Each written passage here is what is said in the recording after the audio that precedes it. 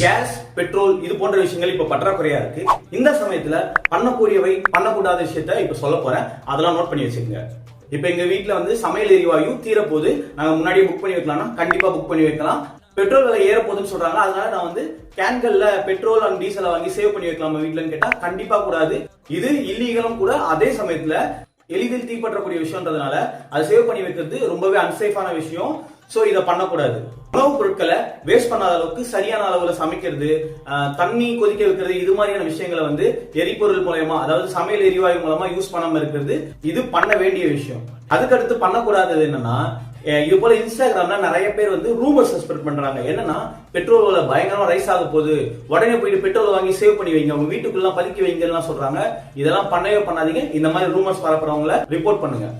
இதுதான் நம்ம இப்போதைக்கு எடுக்க வேண்டிய நடவடிக்கை. மற்றபடி இது கவர்மெண்ட் தான் பார்க்கணும், நம்மளால எதுவும் பண்ண முடியாது. நம்மளுடைய வீட்டில் இருக்கக்கூடிய சமையல் எரிவாயோ இல்ல எரிபொருட்களையோ சிக்கனமா யூஸ் பண்றது மட்டும்தான் மக்களாகிய நம்ம பண்ணக்கூடிய ஒரே விஷயம்.